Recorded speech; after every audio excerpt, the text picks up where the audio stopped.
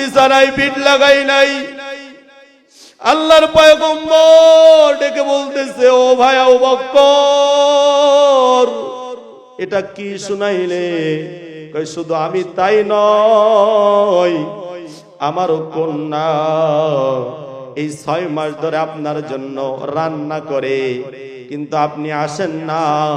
এই 6 মাস ধরে রান্না করে, আর দিনের বেলায় মদিনার ছেলে মেয়েদের খাওয়াই দেয়, আবার রাতের বেলা রান্না করে।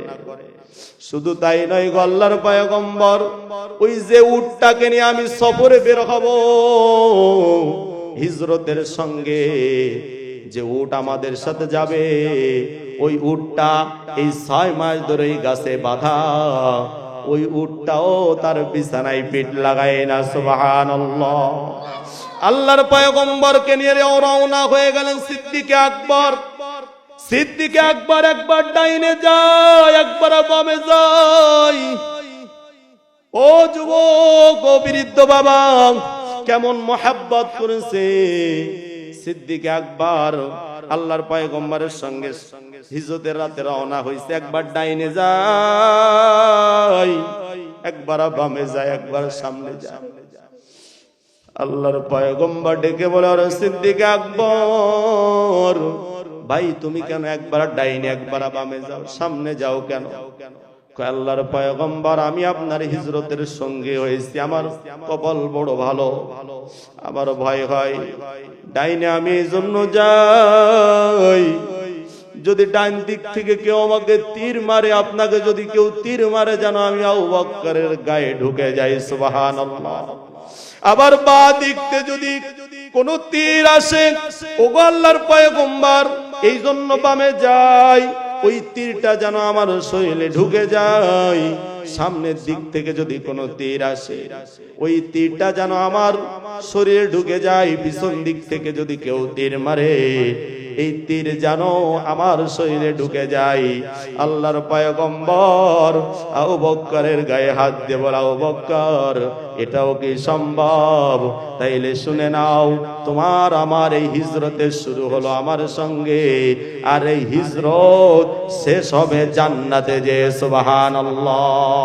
গুহার ভিতর আশ্রয় নিয়েছে আবু বকর, ওই যে সেই গুহার ভিতর আশ্রয় নিয়েছিল।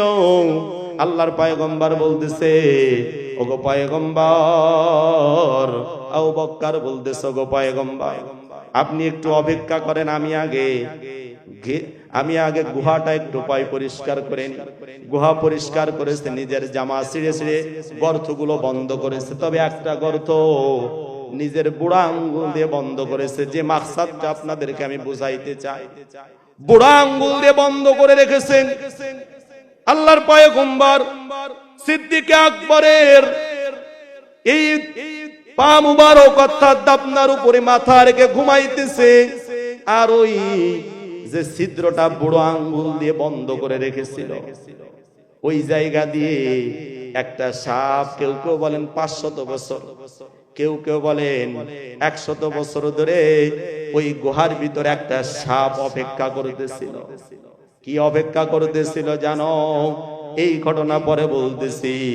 সিদ্দিকে আকবর রাদিয়াল্লাহু তাআলা আনহুকে সাপে কামড়াইতেছে, টের পাইতেছে, কিন্তু সরকারে দু আলম নবী মুহাম্মদুর রাসূলুল্লাহ সাল্লাল্লাহু আলাইহি ওয়াসাল্লামকে ডাকতেছে না বাজান।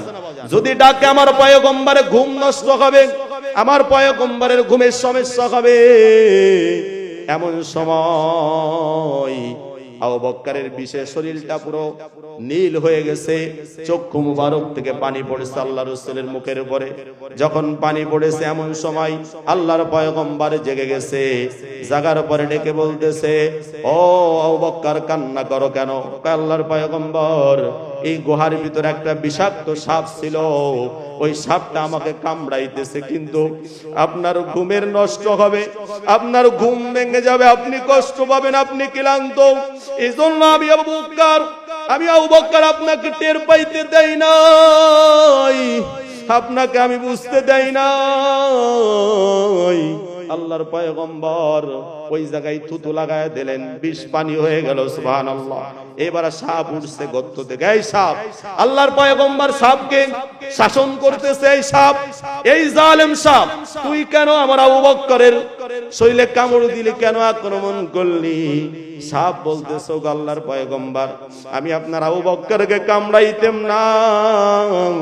আপনার আবু বকর যেরকম আপনার একজন আশিক, আমিও সাপ একজন আপনার আশিক। সুবহানাল্লাহ। আওয়াজ করে বলেন না সুবহানাল্লাহ, আরো আওয়াজ করে বলেন না সুবহানাল্লাহ। কেমন আশিক, কেমন আশিক ওগো আল্লাহর পয়গম্বর। 500 বছর আগে, কেউ কেউ বলেন 100 বছর আগে, তাওরাতের একজন আলেম, তাওরাতের একজন আলেম এইখানে রাস্তার পাশে বসে বসে কিতাবে পড়তেছিল। আখেরি জামানার পয়গম্বর এই রাস্তা দিয়ে হিজরত করবে, এই গুহার ভিতর আশ্রয় নিবে। আর সেই 500 বছর আগ থেকে আমি সাপ এই গুহার ভিতর খেয়ে না খেয়ে আপনার চেহারা মোবারক দেখার জন্য আমি আপনার কি তামান্না ও বাজান, তাইলে আমার আপনার কেমন হওয়া দরকার? আম্মা জান আয়েশা বলেন, আল্লাহ রাসূল রাতের বেলা বিছানায় নাই, আল্লাহ রাসূলকে বিছানায় পাওয়া যাইতেছে না। আল্লাহ রাসূল কোথায় চলে গেল? তলাশ করতে করতে দেখে আল্লাহ রাসূল সেজদায়। আল্লাহ রাসূলের নড়া নাই, চড়া নাই, আল্লাহ রাসূল কোনো হুঁশ নাই এরকম মনে হইতেছে। আমি ভাবলাম আমার রাসূল কি দুনিয়া থেকে বিদায় নিল, কিন্তু আমার মাথাটা আল্লাহর পয়গম্বরের মুখের কাছে নিয়ে যে দেখলাম আমার পয়গম্বরের জবান থেকে তাহাজ্জুদের মুসাল্লাই সেজদায় বলতেছে, ইয়া উম্মতি, ইয়া উম্মতি, সুবহানাল্লাহ।